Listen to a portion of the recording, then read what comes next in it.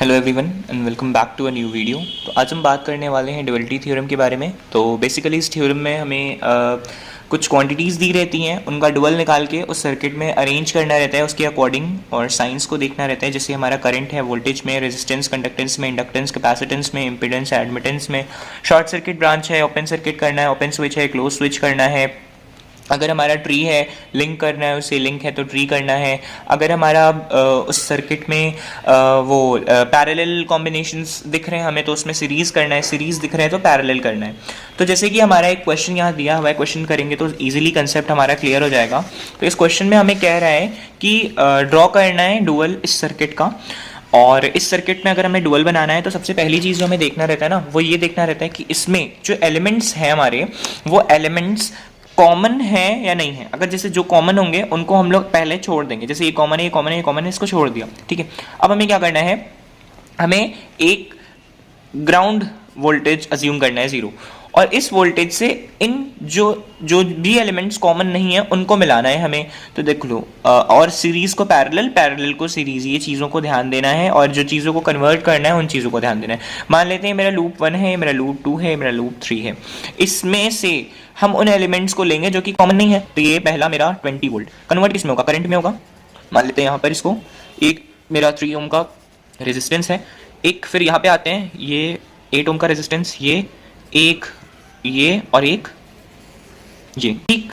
लेकिन अगर एक चीज़ और आप लोग देखेंगे तो ये इन दोनों को कॉमन छोड़ने के बाद ये जो मेरा ये दोनों हैं, ये दोनों सिर्फ और सिर्फ ये दोनों ही हैं और पैरेलल में हैं, है ना। मतलब इनका पैरेलल सॉल्व हो सकता है, तो क्यों ना हम इनको भी ले जाएं एक साथ और इनको सीरीज में सॉल्व कर देंगे, ठीक है।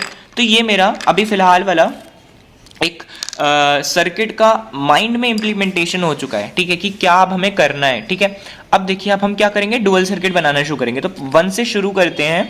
तो पहले मान लेते हैं यहाँ पे मेरा 1 है ना, यहाँ पे 1 है, ये 1 और 1 है, ये इसमें क्या क्या है, 3 ओम है, 20 वोल्ट है। करना क्या है, इसका डुअल और सीरीज है तो पैरेलल।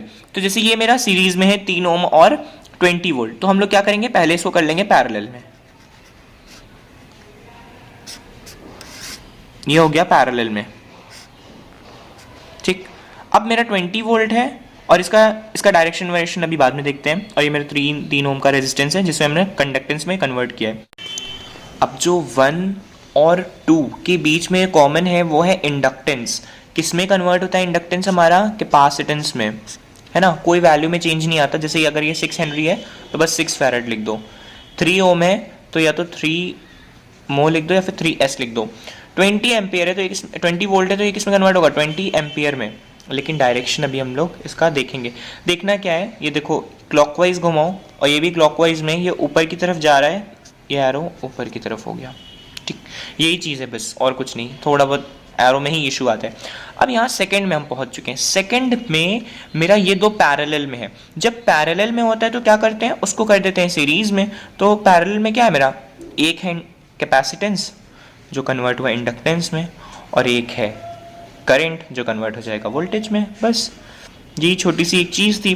उसके बाद ये हम आ चुके हैं सेकंड में। सेकंड और थर्ड में कॉमन क्या है, सेकंड और थर्ड में कॉमन है मेरा 8 हेनरी का इंडक्टेंस। कन्वर्ट किस में होगा, कैपेसिटेंस में, ठीक है।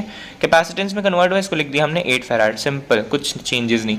उसके बाद इसमें मेरे 3 एलिमेंट्स हैं जो कि मेरे सीरीज में हैं। कर दीजिए इसको पैरेलल में।